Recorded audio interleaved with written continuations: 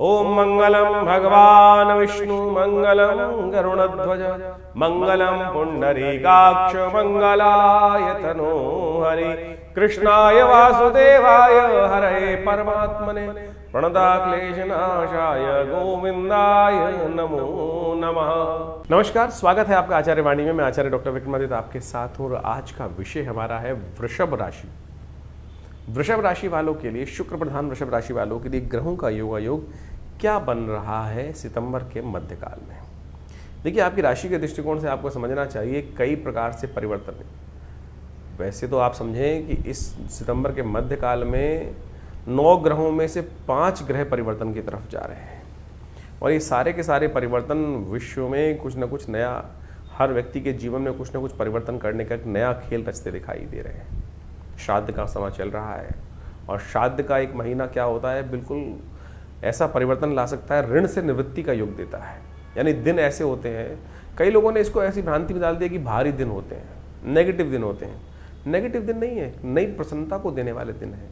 हम अपने जो ऋण से जब निवृत्त होते हैं, जब सिर से कोई भार उतरता है तो हम ऋण उतरते हैं तो हम प्रसन्न होने चाहिए कि हमने कार्य, इतना बड़ा कार्य कर दिया। तो इसी प्रकार से ये जो परिवर्तन ग्रहों का योग दिखाई दे रहा है सितंबर के मध्यकाल में, शुक्र, बुध, सूर्य, मंगल, चंद्रमा, ये सारे के सारे ग्रह कहीं ना कहीं विशेष परिवर्तन का योग बना रहे हैं। 2-4 दिनों में जो परिवर्तन होगा उसका प्रभाव भी आपके जीवन में आपको देखने को मिल सकता है। कुछ अच्छा कुछ खराब परिवर्तन तो हमेशा होता है। हर चीज़ में कहीं पॉजिटिव कहीं नेगेटिव होने के योग बन सकते हैं, लेकिन आपकी राशि के दृष्टिकोण से देखा जाए तो ये परिवर्तन आपके साथ कुछ ना कुछ नया खेल करता दिखाई दे रहा है। दिन पर दिन किस प्रकार का उसका प्रभाव रहेगा, चाहे आप अपॉर्चुनिटीज़ वाइज देखें वृषभ राशि वालों के लिए, तो अच्छे नए रास्ते बनने के रास्ते आपको प्राप्त होने के योग बनेंगे और ऐसे में आपको समझना चाहिए नए संबंध स्थापित करने के योग बनाएगा ये परिवर्तन आपकी राशि के दृष्टिकोण से। जो ये आपकी राशि के स्वामी शुक्र महाराज जो योग एक परिवर्तन का ला रहे हैं, वो कहीं ना कहीं आपकी राशि में हमें दिखाई दे रहा है लॉटरी खोल सकते हैं। जी हाँ, एक नई लॉटरी, नया कुछ ना कुछ नया किस्मत को 4 चांद लगाने के योग आपकी राशि में इस वक्त समय ग्रहों के परिवर्तन के साथ आपके समक्ष रहेंगे। लेकिन थोड़ा ध्यान रखने की ज़रूरत है कि जैसा हमने कहा, कुछ अच्छे कुछ नेगेटिव परिवर्तन होते हैं। समसप्तक योग शनि का समाप्त होगा, लेकिन शनि मंगल का, लेकिन षडाष्टक योग शनि का बन जाएगा। वो कहीं ना कहीं थोड़ा सा, कई बार क्या होता है कि पॉजिटिव चलते चलते हम थोड़े से एनर्जी ऐसी हो जाती है कि हम गलत तरफ भी कूद मार देते हैं। वो गलत तरफ कूद मारने से हमको बचना है तो क्या करना है, किस प्रकार से समझना है, कौन से खास उपाय जो आपके बहुत सारे कष्टों को दूर कर देंगे, वो भी हम समक्ष आपके रखने वाले हैं। सब सिलसिलेवार तरीके से आप समझ लें। 11 तारीख से आरंभ करते हैं। 11 तारीख बृहस्पतिवार का अवसर चतुर्थी तिथि उदय तिथि के रूप में विद्यमान है और उस ग्रह के साथ परिवर्तन के साथ साथ चतुर्थी का श्राद्ध इस दिन किया जाएगा। लेकिन अगले दिन पंचमी ना होने के कारण से पंचमी का श्राद्ध भी इसी दिन करने का शास्त्र के दृष्टिकोण से नियम है। दिल्ली के पंचांग के अनुसार से, दिल्ली के रेखांश के अनुसार से यदि हम बात करें, उत्तर भारत के दृष्टिकोण से यदि हम बात करें, तो चतुर्थी और पंचमी का श्राद्ध इसी तारीख को करना सबसे श्रेष्ठ दिखाई देता है। क्योंकि जो मध्याह्न व्यापनी तिथि होती है, विशेष तौर पर पंचमी अगले दिन नहीं मिलने वाली और चतुर्थी का योग बन रहा है, तो ऐसे में ध्यान रखते हुए कार्य करना आपके लिए अच्छा रहेगा। सर्वार्थ सिद्ध योग भी इस दिन बन रहा है, तो उसका भी आपको लाभ मिलने के रास्ते बनते दिखाई देंगे। नए कोई कार्य आरंभ करने हो तो करीब 2 बजे से पहले उन क्षेत्र में कार्य करना आपके लिए उचित रहेगा। आपकी राशि के दृष्टिकोण से वृषभ राशि वालों को इस बात का समझ लेना चाहिए। 12 तारीख शुक्रवार का अवसर और शुक्रवार की राशि के दृष्टिकोण से आपकी वृषभ राशि वालों के लिए महत्वपूर्ण समय परिवर्तन का बन रहा है। आपकी राशि में एक महत्वपूर्ण परिवर्तन का योग बनेगा। सुबह थोड़ी हल्की ज़रूर दिखाई देती है, थोड़ा अननेसेसरी खर्चे थोड़े आपको परेशान करते दिखाई देंगे, लेकिन जैसे जैसे दिन आगे बढ़ेगा, शाम से पहले कुछ ना कुछ नई उम्मीद, नया रास्ता आपकी राशि के दृष्टिकोण से आपको प्राप्त होने के योग बनते दिखाई दे रहे हैं। शुक्रवार का सुंदर अवसर है। ऐसे में गौ पूजन, गौ के निमित्त कुछ श्राद्ध चल रहे हैं, तो कोशिश ये करें गौ के निमित्त कुछ रोटी इत्यादि थोड़ा मीठा लगाकर कुछ ना कुछ अवश्य देने का आप प्रयास करें। वो आपके लिए बड़ी कल्याणकारी योग बनेगी आपकी राशि के दृष्टिकोण से। पंचमी उदया तिथि है, लेकिन षष्ठी का श्राद्ध इस दिन करना शास्त्र के दृष्टिकोण से उत्तर भारत में पूरा श्रेष्ठ दिखाई देता है और इसके अनुसार से यदि कार्य करेंगे, भारत के लिए, पूरे भारत के अंदर इसी प्रकार का तिथि बन रही है। क्योंकि षष्ठी का मध्याह्न व्यापनी षष्ठी रहेगी, तो षष्ठी का श्राद्ध भारत में रहेगा। जैसे जैसे भारत से आगे चलेंगे, अमेरिका इत्यादि क्षेत्र में पंचांग का कुछ ना कुछ स्वरूप बदल जाता है, क्योंकि वहाँ जैसे से भारत से आगे की तरफ चलते हैं तो क्या होता है कि तिथि का, चंद्रमा की गति, समस्त ग्रहों की तिथि अलग होती जाती है। तो जो अमेरिका इत्यादि में वहाँ पर कौन सी तिथि बनेगी उसके लिए हम अलग से व्यवस्था बनाएंगे, लेकिन हम बात करें भारत के दृष्टिकोण से तो वहाँ श्राद्ध इसी प्रकार से रहेंगे। 13 तारीख के दिन शनिवार का अवसर है और उस दिन षष्ठी और सप्तमी का योग बन रहा है। सप्तमी दिल्ली के पंचांग के अनुसार से क्षय हो रही है, लेकिन श्राद्ध सप्तमी का इस दिन रहेगा। एक महत्वपूर्ण परिवर्तन ग्रह का इस दिन होने जा रहा है। आपकी राशि के दृष्टिकोण से मंगल महाराज आपकी राशि में एक परिवर्तन का योग बना रहे हैं और ये परिवर्तन जो है बहुत विशेष रहेगा। शनि मंगल का षडाष्टक योग बन जाएगा। शनि जो इन दिनों आपकी राशि के दृष्टिकोण से कई मामलों में आपके लिए लाभ के योग बना रहे हैं, बड़ी शक्ति के साथ आपकी राशि में पॉजिटिव योग बनाते दिखाई दे रहे हैं, वो कहीं ना कहीं मंगल के साथ षडाष्टक योग जो बना रहे हैं वो नेगेटिव हो सकता है। इसका ध्यान रखना पड़ेगा आपके लिए। शत्रु पक्ष थोड़ा सा कहीं ना कहीं नया रचना, कुछ नया खेल करने की तरफ अग्रसर बढ़ता दिखाई दे रहा है। जो सामने कंपटीशन पक्ष है शायद जो आपके लिए है, अंदर से कहीं ना कहीं बहुत सारे लोग होते हैं, दिखाई कुछ और देते हैं, अंदर से कुछ होते हैं। ऐसे लोग बहुत ज़्यादा शक्ति के साथ हो जाएंगे और बिना बताए आपको कुछ ना कुछ नीचे से परेशान करने के योग बना सकते हैं, काटने के योग बना सकते हैं। तो ऐसे में थोड़ा अपने आप को चौकन्ना रखने का आपको प्रयास करना चाहिए, और जितना चौकन्ना आप रखोगे अपने आप को वो बहुत ज़रूरी आपके लिए दिखाई देता है। सप्तमी क्षय तिथि है, नए कार्यों को आरंभ इस दिन नहीं करना चाहिए। आपकी राशि के दृष्टिकोण से थोड़ा शनि का उपाय अवश्य करें। शनि के लिए सबसे श्रेष्ठ उपाय जो मनाने के लिए है, काली चीज़ों का दान करना। हो सके तो सुंदरकांड का पाठ कर लीजिए, हनुमान चालीसा का पाठ कर लीजिए, ये आपके लिए अच्छा रहेगा और ये आपके लिए कल्याणकारी योग बनाएगा। हनुमान जी के मंदिर में जाकर पीपल के पत्तों की माला हनुमान जी को अर्पित करने का प्रयास करें, ये भी आपके लिए बहुत श्रेष्ठ उपाय देने वाला है। हनुमान जी की कृपा से शनि भी शांत रहेंगे और मंगल का जो नेगेटिव प्रभाव पूरी तरह षडाष्टक योग बनकर हो रहा है उससे आपको बचने की रास्ता मिल जाएगा। शनि बृहस्पति की पूर्ण दृष्टि इन दिनों आपकी राशि के दृष्टिकोण से मंगल पर पड़ रही है और मंगल बहुत शक्ति हो गया। यही कारण है कि मंगल परिवर्तन करने के बाद शक्ति संपन्न हो गया है और वो शनि पर भारी पड़ सकता है। तो ऐसे में चीज़ों को ध्यान रखते हुए कार्य करने की ज़रूरत है। दुस्साहस करने से बचना चाहिए आपको। किसी भी चीज़ में कई बार गुस्सा हो जाते हैं, रुष्ट हो जाते हैं तो हम चाहते हैं नहीं हम ही देख लेंगे सब कुछ, ऐसा ना करें। इस बात का ध्यान रखते हुए कार्य करें। 14 तारीख रविवार का अवसर, अष्टमी तिथि इस दिन विद्यमान है। ग्रह नक्षत्रों के दृष्टिकोण से जो परिवर्तन का योग बन रहा है वो आपके लिए बहुत विशेष योग बनाएगा। ऐसे में ग्रह पूर्ण ताकत के साथ आपकी राशि में पदार्पण कर रहे हैं। मोटिवेशन आपका बड़ा अच्छा दिखाई देता है, उस मोटिवेशन का लाभ लेने का आपको प्रयास करना चाहिए। शुक्र भी परिवर्तन कर आपकी राशि में चतुर्थ भाव में जो प्रवेश कर रहे हैं वो आपके लिए कहीं ना कहीं कई मामलों में कुछ नए रास्ते खुलते दिखाई देते हैं। ऐसे में इस सब चीज़ों का आप यदि पॉजिटिव रहते हुए कार्य करेंगे तो बहुत अच्छा योग बनता दिखाई दे रहा है। ऐसे में एक जो शाम को चंद्रमा का परिवर्तन का योग बनेगा और साथ साथ आपकी राशि के दृष्टिकोण से ये गजकेसरी योग भी बृहस्पति के साथ विद्यमान हो जाएगा। तो लॉटरी खोलने का नया रास्ता खुल सकता है, यानी अपॉर्चुनिटीज़ कुछ ना कुछ आने वाले 2-3 दिनों में आपके लिए बहुत अच्छे से आपके जीवन में पदार्पण करती दिखाई दे रही है, जिसका रिजल्ट आपको आने वाले 20-1 दिनों में देखने को मिल सकता है। तो यानी कुछ नई प्लानिंग 20-1 दिनों के लिए आप जो करते दिखाई दे रहे हैं उनमें बहुत सारा अच्छा सा रास्ता आपको आने में प्राप्त होने के योग बनते दिखाई दे रहे हैं। ऐसे में आपकी राशि के दृष्टिकोण से रविवार का दिवस है, अष्टमी का श्राद्ध है। अपने पितरों के निमित्त जो तर्पण इत्यादि अवश्य करें, गायत्री का यज्ञ करें, सूर्य का को विशेष तौर पर अर्घ्य अवश्य दें। हमने विवेकानंद योगाश्रम में इस दिन गायत्री का यज्ञ रखा हुआ है, आप चाहें तो उसमें सम्मिलित हो सकते हैं। 15 तारीख सोमवार का अवसर, नौमी तिथि विद्यमान है। इस दिन एक और परिवर्तन ग्रह सूचना लेकर आ रहे हैं। बुध महाराज अपने घर अपनी राशि में प्रवेश करते दिखाई दे रहे हैं और ये बुध का थोड़ी शक्ति कम जरूर है क्योंकि अस्त अवस्था में सूर्य भी इसके बाद बहुत जल्दी परिवर्तन करने की तरफ भागते दिखाई दे रहे हैं और ये सूर्य का परिवर्तन भी आपके लिए बहुत महत्वपूर्ण रहने वाला है। और ऐसे में ये जो परिवर्तन का योग बनता दिखाई दे रहा है, इन सब परिवर्तनों से विशेष तौर पर आपकी राशि के दृष्टिकोण से एक नया रास्ता आपको प्राप्त होगा। ये थोड़ी सी बुद्ध को ताकत देने की ज़रूरत है। बुद्ध की जितनी ताकत दोगे, ऐसे में ये जो आपकी राशि के दृष्टिकोण से 20-25 दिनों में आपको बुद्ध ने जो काम नहीं दिया उतना ज़्यादा लाभ आपको बुद्ध दे सकते हैं। बस बुद्ध, क्योंकि बुद्ध अस्त है, वो ताकत नहीं दे रहे हैं, तो हरी चीज़ों का दान, गौ सेवा, ये सब करने का प्रयास करें। चाहे ज़मीन हो, चाहे जायदाद हो, चाहे आपकी प्रॉपर्टी, चाहे आपकी बुद्धि हो, कुछ नया रास्ता बुद्धि से आपको खुलने का रास्ता बन सकता है। तो अवश्य गौ के निमित्त हरा चारा, हो सके तो भगवान शंकर को बिलपत्र अर्पित करना। बुद्ध का एक बहुत बढ़िया उपाय होता है कि वाणी पर संयम रखना, कुछ भी अपशब्द मुख से ना निकले। ये यदि करते रहेंगे, बहनों की सेवा जितनी कर सकते हैं वो करने का प्रयास कीजिए। तो इस समय बुध आपके लिए बहुत वारे न्यारे करने की तरफ जाते दिखाई दे रहे हैं, उसका आपको लाभ लेते हुए कार्य करना चाहिए।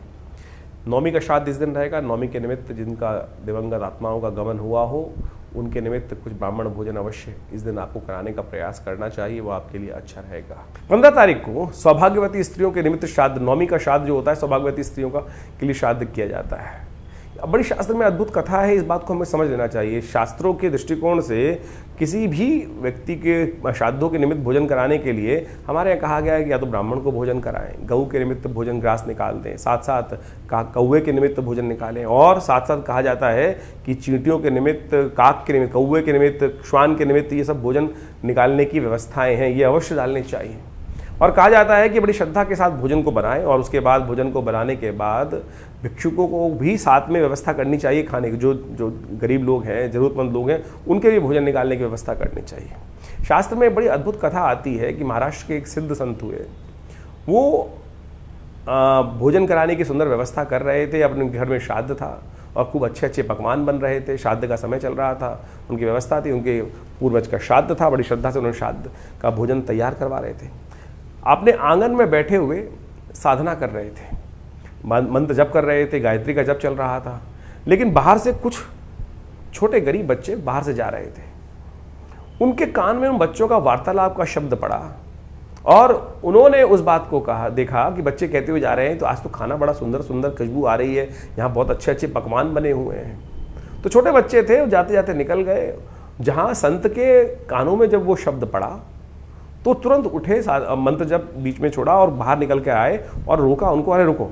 और सारा भोजन जो बना रखा था वो उन गरीब बच्चों को उन्होंने करा दिया। और उसके बाद दोबारा चौकी की व्यवस्था की गई, पुनः स्वच्छता की गई और पुनः अपने पूर्वजों के निमित्त ब्राह्मण भोजन कराने के लिए सब व्यवस्था की गई। शास्त्र में कथा आती है इस प्रकार से, बहुत सारी जनमानस में कथा है। जब उन्होंने वो कथा कराई, जब उन्होंने भोजन करा दिया, दोबारा भोजन कराया गया, लेकिन वो बात क्षेत्र के प्रबुद्ध जनों में पहुंच गई कि हमारे भोजन करने से पहले अब ये संत जी ने वो भोजन गरीबों को करा दिया और उन्होंने संपूर्ण रूप से तिरस्कार कर दिया कि अब हम आपके यहाँ भोजन नहीं करेंगे, आपको इसका पश्चाताप करना पड़ेगा। संत ने कहा पश्चाताप बिल्कुल कर लेते हैं, आप जैसे कह रहे हैं वैसे कर लेंगे। तो कहा जाता है कि उन्होंने पश्चाताप करने के लिए जल में खड़े होकर, उनको कहा गया कि इस समय तक जल में खड़े होकर पश्चाताप आपको करना है। दूर कई घटना घटती है कि एक किसी व्यक्ति को सपन में आते हैं कि वहाँ बैठे हुए एक संत पश्चाताप कर रहे हैं और उनको कोढ़ था, और वो कोढ़ी जो व्यक्ति था उसको स्वप्न आया कि वहाँ जाकर उनसे कहना कि जो आपने पुण्य किया है वो जल आप पे डाल दे तो ये आपका रोग ठीक हो जाएगा। वो कोढ़ी भगवान से प्रार्थना करता था कि भगवान मेरा रोग ठीक करो, मेरा रोग ठीक करो। भगवान ने स्वप्न में सपने दिए, दर्शन दिए, और संत के दर्शन करके जब वो पहुँचते हैं संत दर्शन करने के लिए, वो पश्चाताप पूरे गाँव के समाज के समान सामने वहाँ कर रहे थे। और उन्होंने कहा उस संत से कि महाराज आप पश्चाताप कर रहे हो तो आप एक काम करो, जो आपने कर्म किया है, मुझे ऐसे स्वप्न में भगवान ने दर्शन देके कहा है कि आपका पुण्य जो है वो मुझे दे दें। उन्होंने महाराज कहा मैंने तो कोई पुण्य ऐसा मेरे ज्ञान के अनुसार से तो नहीं किया। संत ज्ञानेश्वर ने वहाँ पर इस भाव को रखा और संत ज्ञानेश्वर ने अपने उस मंत्र से अभिमंत्रित जल के बोले मैं ठीक है आपको पुण्य दे देता हूँ। मेरे अनुसार तो मेरा कोई ऐसा पुण्य करने का मन नहीं था, कोई ऐसा पुण्य करने की इच्छा से मैंने ये कार्य किया हो, मुझे लगा ठीक है, लेकिन फिर भी अगर आपकी इच्छा है तो मैं इसका पुण्य आपको जल छिड़क लेकर अभिमंत्रित कर उन्होंने उसको दे दिया पुण्य। कहा जाता है कि उसका कोढ़ वहीं ठीक हो गया। तो ये आप माने, शास्त्र में आज भी, आज से 200 साल पहले की कथा है, घटना है, और संत ने, ज्ञानेश्वर जी ने ये घटना उनके जीवन काल में, उनकी जीवनी में ये बात लिखी होगी। तो आप समझें कि हम कोई भी भेद नहीं है संसार में किसी भी दृष्टिकोण से। कुछ तथा कथित तौर पे समाज में बहुत सारी भ्रांतियाँ उत्पन्न हो जाती हैं। तो सौभाग्यवती इस दिन विशेष तौर पे भोजन जो करा रहे हैं, गरीबों को कैसे भी भोजन यथाउचित भाव से कराने का प्रयास करें, आपके पितृ संतृप्त होंगे, बिल्कुल उनको वो आपको आशीर्वाद देंगे। इस बात का हमको ध्यान रखना चाहिए। तो श्रद्धा का समर्पण है, श्राद्ध जो है ना, श्रद्धा का समर्पण है। श्रद्धा भाव से इस कर्म को आप अवश्य करने का प्रयास करें, कल्याण होगा। भगवती कृपा से कष्ट दूर होने के योग बन जाएंगे। 16 तारीख मंगलवार का अवसर, दशमी तिथि इस दिन विद्यमान है। ग्रह नक्षत्रों के दृष्टिकोण से सूर्य इस दिन संक्रांति का सुंदर योग बना रहे हैं। सूर्य का ये परिवर्तन जो हो रहा है बुध के साथ, बुधादित्य योग आपकी राशि में बनकर तैयार हो रहा है, और ये परिवर्तन बुध के साथ सूर्य का योग जितना तेज गति से आगे निकलेंगे, ये कहीं ना कहीं चीज़ें आपके लिए बहुत अच्छी चीज़ों को करने के योग बना सकते हैं, और ये आपके लिए नया कुछ ना कुछ एनर्जी लेवल को बढ़ाने के योग भी बनाते दिखाई दे रहे हैं।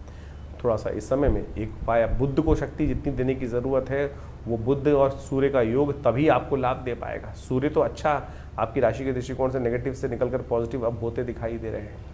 अपने घर से निकलकर बुद्ध के घर में प्रवेश कर रहे हैं, तो आपकी राशि के दृष्टिकोण से वो बहुत अच्छा योग बना रहे हैं। बहुत सारे लोग कहेंगे अपना घर छोड़कर चले गए हैं, बुद्ध के साथ चले गए हैं, लेकिन हमारे दृष्टिकोण से गणनाओं को देखते हुए ये सूर्य का ट्रांजिट आपके लिए बेस्ट फेवरेबल रहने के योग बनाता दिखाई दे रहा है। बस बुद्ध को थोड़ी ताकत लगातार आपको देने की ज़रूरत है। उसके लिए जितना हो सके गौ सेवा करने का प्रयास करें। ओम ब्रांग ब्रींग ब्रोंग से बुधाय नमः, इस मंत्र का नित्य प्रति जप करने का प्रयास कीजिए, वो भी अच्छा रहेगा। हो सके तो दही इत्यादि का दान करने का प्रयास करें। भगवान शंकर का कभी कभी दही से अभिषेक कर दिया करें, तो वो भी आपके लिए अच्छा रहेगा। और ये परिवर्तन आपके लिए कहीं ना कहीं इस दिन हमने, क्योंकि मंगल का शनि जो योग बन रहा है, षष्टक योग चल रहा है शनि के साथ, वो कहीं ना कहीं कष्टकारी, तो उसके लिए हमने आश्रम पे इस दिन नवग्रह शांति महायज्ञ, गायत्री यज्ञ और सुंदरकांड का पाठ रखा है। आप चाहें तो उसमें सम्मिलित हो सकते हैं, अपने नाम से भी यज्ञ करने का रास्ता बना सकते हैं। 17 तारीख बुधवार का अवसर, एकादशी तिथि है।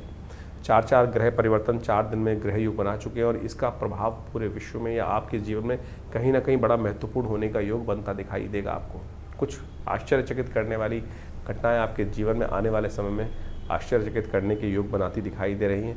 कई यानी 70% तो वो पॉजिटिव बनता दिखाई दे रहा है हमको आपकी राशि के दृष्टिकोण से, तो अच्छा योग बन रहा है। इस दिन इंदिरा एकादशी का सुंदर योग बन रहा है। कोशिश ये करें इस दिन अवश्य व्रत रखें, भगवान विष्णु का पूजन करें।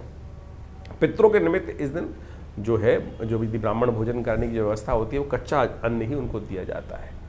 साथ साथ एक काम कर सकते हैं आप, गौशाला में जाकर एक पिंड बनाकर या कुछ फल इत्यादि लेकर उसको सूंघ कर पितरों का ध्यान करते हुए गाय को खिला दीजिए। कहा जाता है वही ब्राह्मण भोजन का लाभ पूरा तरह से पितरों की तृप्ति का सुंदर योग अवश्य बनता है। तो इस बात का ध्यान रखते हुए कार्य करना चाहिए आपको, तो ये आपके लिए संपूर्ण रूप से कल्याणकारी योग बनाएगा। ग्रह परिवर्तन की तरफ जा रहे हैं और ये परिवर्तन आपके लिए अनुकूल दिखाई दे रहा है।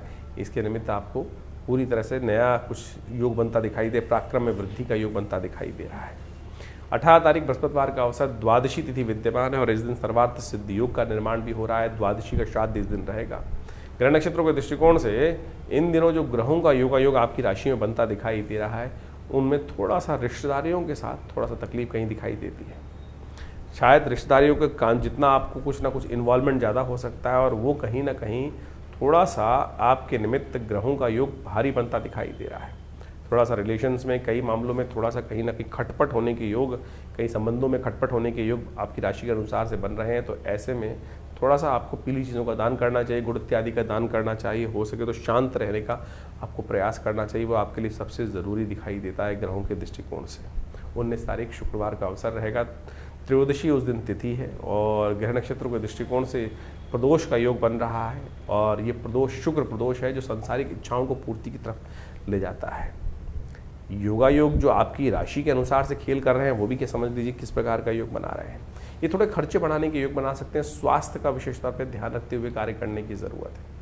स्वास्थ्य के निमित्त थोड़ा जितना एक्स्ट्रा ऑर्डिनरी प्रिकॉशन ले सकते हैं वो लेने का प्रयास करें। मौसम परिवर्तन की तरफ जा रहा है, नज़ला जुकाम स्वास्थ्य के निमित्त थोड़ा भारी ना पड़े, उसके निमित्त अच्छा रहेगा कि महामृत्युंजय मंत्र इत्यादि का आप जप करें, वो आपके लिए सुंदर रूप से कल्याणकारी योग बना सकता है। जैसा हमने कहा कि शुक्र प्रदोष का योग है, तो कोशिश करें गंधों तक इत्रों के द्वारा भगवान शंकर का अभिषेक करना। कहा जाता है कि संपूर्ण रूप से सांसारिक सुखों को देने का योग बना रहे हैं। ये जो शुक्र प्रदोष है 1 महीने में दूसरी बार बन रहा है। इसके बाद कई भी लंबे समय तक आपको इंतजार करना पड़ सकता है शुक्र प्रदोष का। तो इसलिए कोशिश करें इस शुभ समय में, शाम के समय जब सूर्य अस्त हो जाए, तो भगवान शंकर के मंदिर में जाकर इत्र से भगवान का अभिषेक, त्र्यंबकम यजामहे सुगंधिम पुष्टिवर्धनम उर्वारुकमिव वंदनान मृत्योर्मुक्षीमामृता, इस मंत्र का उच्चारण करते हुए कोशिश करें भगवान शंकर का अभिषेक करने का प्रयास करें, वो आपके लिए अच्छा रहेगा। 20 तारीख शनिवार का अवसर है। चतुर्दशी तिथि इस दिन विद्यमान है और ग्रह नक्षत्रों के दृष्टिकोण से ये दिन आपकी राशि के दृष्टिकोण से हमें दिखाई देता है कि एक नई एनर्जी का आपको योग बनता दिखाई दे रहा है, और आपकी राशि में थोड़ा शांत रहते हुए कार्य करने की ज़रूरत है। छोटी छोटी बातें में अपने आप को एग्रीवेट करना कहीं ना कहीं कुछ मामलों में बने बनाए काम को नुकसान दे सकता है। आपकी वाणी से मित्र भी थोड़े शत्रु बन सकते हैं। इन दिनों शत्रुओं का थोड़ा पक्ष आपके निमित्त नेगेटिव होता दिखाई दे रहा है उनको अननेसेसरी की और नए शत्रु न पैदा करें, इस बात का ध्यान रखें तो अच्छा रहेगा आपकी राशि के दृष्टिकोण। शनि का उपाय करना सबसे श्रेष्ठ है।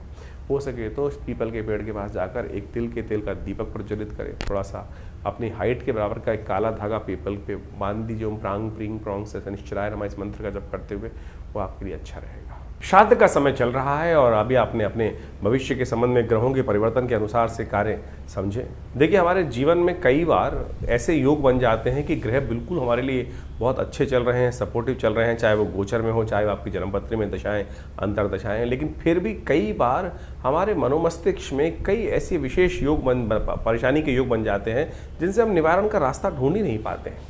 हो सकता है बिल्कुल कि पितृ ऋण जैसी समस्याएं जो हों वो आपके जीवन में कष्टकारी बनी हों, तो इसीलिए हमें अपने कुछ दायित्वों का निर्वाह अवश्य करना चाहिए। श्राद्ध इत्यादि कर्म उन्हीं दायित्वों का निर्वाह करने के लिए होते हैं।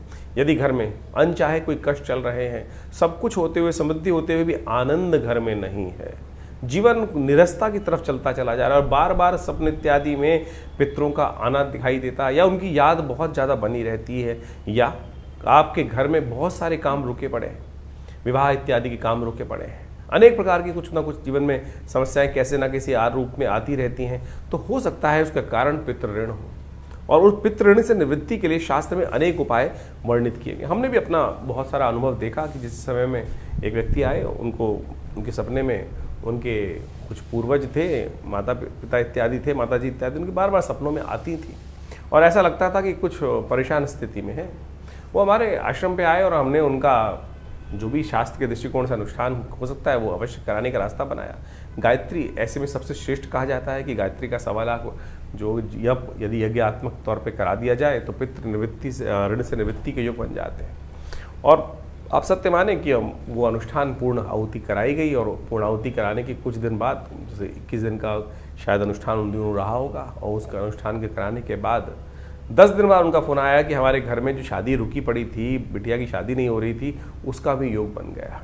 तो हो सकता है आपके बहुत सारे जीवन की समस्याएं इस पितृ ऋण से के कारण से ही हो रही हों। और हम समय समय पर जिस प्रकार से शास्त्र में वर्णित है कि नित्यपति, हम तो केवल बहुत सारे लोग तो श्राद्धों में भी आज अपने पितरों के निमित्त जो तर्पण इत्यादि है, ब्राह्मण भोजन इत्यादि है, गौग्रास इत्यादि नहीं निकाल पाते हैं, लेकिन शास्त्र में तो नित्यपति अपने पितरों के निमित्त उस तर्पण इत्यादि कार्य को कहा गया है। अभी हमारे इन बहुत सारे प्रश्न भी समय समय पर हमारे चैनल पर आते रहते हैं लोगों को। तो एक प्रश्न आया कुछ दिन पहले जो हमने उसका कारण भी बताया, उसका निवारण भी लिख के भेजा उनको, कि एक कहा गया कि भाई हम तो गया में जाके श्राद्ध कराए हैं, क्या अब हमको आवश्यकता नहीं है दोबारा, हम तो गया में ऐसा बताया गया कि अब वापस आके दोबारा अपने श्राद्ध कराने की ज़रूरत ही नहीं है। देखिए, श्राद्ध कराने की ज़रूरत हमेशा होती है, श्राद्ध तो नित्यपति है। गया जी का महात्म्य इस प्रकार से बताया गया कि पिंड वहाँ करने के बाद आपके पिंड से निवृत्ति होती, पिंड छुड़ाने मत जाइए। श्रद्धा के साथ यदि गया जी जा रहे हैं तो वहाँ अवश्य विष्णुपद इत्यादि में जाकर अपने पितरों के निमित्त जो श्राद्ध कर्म कर सकते हैं वो बिल्कुल अवश्य करना चाहिए, लेकिन नित्यपति का जो दायित्व है वो तो निर्वाह करेंगे। और बहुत सारे लोग बोल देते हैं कि पितरों की वो विशेष तौर पर क्या है कि उनका पुनर्जन्म हो गया होगा। शास्त्र में वर्णित है कि 3 पीढ़ी तक हर व्यक्ति को अपने पिता, मतलब ज्येष्ठ पिता और उनके परपिता, वहाँ इन सब का श्राद्ध इत्यादि, माता इत्यादि का श्राद्ध इसी प्रकार से 3 पीढ़ी तक अवश्य करना चाहिए, चाहे बड़े हैं चाहे छोटे हैं, चाहे वो किसी भी, बहुत सारे लोग कहते हैं हमारे बड़े भाई कर लेंगे या भाई कर लेंगे, स्त्रियां नहीं करती हैं अपने माता पिता का जो जाने के बाद। अरे आपको अवश्य करना चाहिए, कोई भी कर सकता है। शास्त्र प्रमाण करते हैं इस बात को कि स्त्री भेद का कोई इसमें वो नहीं है, स्त्री पुरुष का कोई भेद नहीं है, और इस बात को हमको अच्छे से यथाउचित भाव से करने का प्रयास करना चाहिए। ब्राह्मण भोजन करा दीजिए, सबसे श्रेष्ठ शास्त्र में वर्णित है। गऊ को ग्रास निकाल दीजिए, ब्राह्मण नहीं मिल रहे हैं तो गऊ को गरीबों को भोजन करा दीजिए। चींटी इत्यादि, श्वान इत्यादि, इन सब की जो बलि व्यवस्था दी गई है वो अवश्य कराने का प्रयास। बल विश्वदेव महायज्ञ के अनुसार से शास्त्र के दृष्टिकोण से बहुत सारी चीज़ें बताई गई है कि हमें 5 जो है उनको, ब्राह्मण को, गऊ को, श्वान को, काक को, चींटियों को, इन सबको अवश्य यथाउचित भाव से अपने पितरों के निमित्त भोजन का अवश्य व्यवस्था करने का प्रयास करना चाहिए। और इससे आप सत्य माने कि पितरों के प्रति जो ऋण है वो निवृत्ति होती ही है, और उसमें कोई बहुत ज़्यादा खर्चा करने की ज़रूरत नहीं, अपनी श्रद्धा के अनुसार से आप जैसी सामर्थ्य। और एक बात और ध्यान रखें कि यदि आप पितृ के निमित्त श्राद्ध इत्यादि कार्य कर रहे हैं, बाई चांस किसी के पास कुछ धन अभाव है, वो बाहर से उधार पकड़कर इस प्रकार की व्यवस्था बनाने का प्रयास करता है कि भाई उधार पैसे से नहीं, उधार लिया हुए पैसे से यदि पितृ कर्म इत्यादि श्राद्ध इत्यादि कर रहे हैं तो वो पितरों को नहीं लगेगा, उससे तो और ज़्यादा उनको कष्ट होगा। तो जितनी अपनी सामर्थ्य, जितनी अपनी इच्छा है, जितनी हमारी व्यवस्थाएं हैं, उसके अनुसार से हमें ये कार्य अवश्य करने का प्रयास करना चाहिए। हमने आपको बताया कि नित्यपति कौन सी तिथि में कौन सा श्राद्ध बन रहा है, उसके निमित्त अवश्य कार्य करने का प्रयास करें। देखिएगा उससे मन में कहीं ना कहीं संतुष्टि उत्पन्न होने का योग बनेगा। मन में कहीं ना कहीं जो भार है, जो जीवन में या परिवार में किसी भी कारण से बहुत सारे कष्ट चलते रहते हैं, ग्रहों के कारण से और बहुत सारे और कारण से, उन सबसे कहीं ना कहीं, और सबसे श्रेष्ठ कार्य ये कार्य अवश्य करें। यज्ञ इत्यादि करें, गायत्री का जप मानसिक तौर पर कर लें, और हो सके तो गायत्री का यज्ञ भी कर लें। तर्पण नित्यपति विधि जो शास्त्र में वर्णित है उसके अनुसार से किसी योग्य ब्राह्मण के द्वारा, पंडित जी के द्वारा अवश्य कराने का प्रयास करें। उससे क्या होगा कि पितरों को शांति प्राप्त होगी, और पुत्र शांत रहेंगे तो क्या होगा, उनकी प्रसन्नता रहेगी और उनका आशीर्वाद। देखिए पितृ तो आपसे हमेशा प्रसन्न है, पितृ रुष्ट कभी नहीं होती। कहने की बात है कि पितृ रुष्ट हो गए, ये ऋण है जो वो ना चाहकर भी आप पर चढ़ जाता है। पितृ नहीं चाहते हैं। आप ये सोचें कि हमारे माता पिता तो सदा हमारा कल्याण ही सोचते हैं। वो क्या संतान होगी जो ये सोचे कि माता पिता हमारा अनिष्ट चाहते हैं। माता पिता वो तत्व है कि जो सोते जागते उठते बैठते हमेशा कहीं ना कहीं मन के, बाह्य क्रोध दिखाई दे सकता है, बहुत सारे संसार में लोग होते हैं, लेकिन अंतःकरण की जो बात है वास्तविक तौर पे वो ऐसा संबंध है कि वो सदा हमारा कल्याण ही चाहेंगे। तो इसी प्रकार से दिवंगत होने के बाद भी पितृ हमारा कल्याण ही चाहते हैं। तो हम यदि केवल इतना सा कर लें कि थोड़ा सा एक लोटा जल लेकर उसमें थोड़े से तिल डालकर इस पितृ तीर्थ से उनके निमित्त हर रोज क्या तो करना है, तर्पण। तस्मयी सुधा, यदि स्त्री है तो तस्मयी सुधा, तस्मयी सुधा, पुरुष है तो तस्मयी सुधा, तस्मयी सुधा, स्त्री है तो तस्सई सुधा, तस्सई सुधा, तस्सई सुधा। ये स्वधा नाम की जो देवी का प्रादुर्भाव इसीलिए किया गया था कि जो हमारे पितरों तक जो हम जल इत्यादि देते हैं वो पहुंचाए। इतना सा कर्म भी करोगे ना, जैसे देवताओं को जल तो आप उंगलियों के अग्रभाग से देते हो, पितरों के निमित्त इस पितृ तीर्थ, अंगूठा और पहली उंगली के बीच में से ये जो तीर्थ है पितृ तीर्थ के निमित्त, उनको नित्यपति लोटा थोड़ा सा टेढ़ा करके इस प्रकार से डाल दीजिए। क्या लगता है आपका, इतना सा कर्म ही जो है वो पितृ ऋण से निवृत्ति दे सकता है आपको। और बाकी तो शास्त्र में अनेक विधान उपस्थित है, श्रीमद् भागवत का सप्ताह इत्यादि, वो सब चीज़ें जो भी आप अपनी श्रद्धा के अनुसार से करें तो वो सबका सब कहीं ना कहीं आपके लिए कल्याण का माध्यम बन सकता है। तो ये श्राद्ध के जो कर्म हैं, और आजकल हम बाह्य रूप में ज़्यादा लग गए हैं। श्राद्ध के समय में बहुत सारे लोगों ने भ्रांति बना ली कि नई गाड़ी नहीं खरीदा, नए वस्त्र नहीं पहनना, नई चीज़ें नहीं बनाने।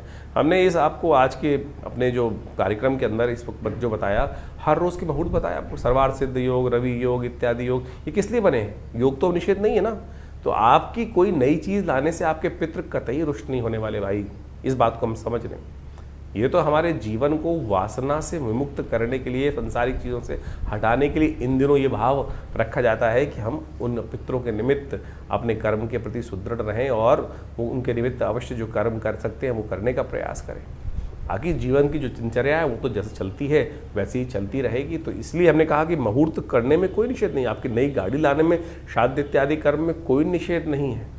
ये तो कुछ लोगों ने जनमानस में अपने अपने मतानुसार, अपने अपने भावानुसार आपके समक्ष भाव उत्पन्न करने का प्रयास कर दिया। तो लेकिन आप अपने कर्म के प्रति अपने सुदृढ़ रहें, विशेष तौर पर उन सब कर्मों को करते रहें, तो पितृ का आशीर्वाद भी आपके साथ रहेगा। और इन दिनों इस बात को अच्छे से समझना चाहिए।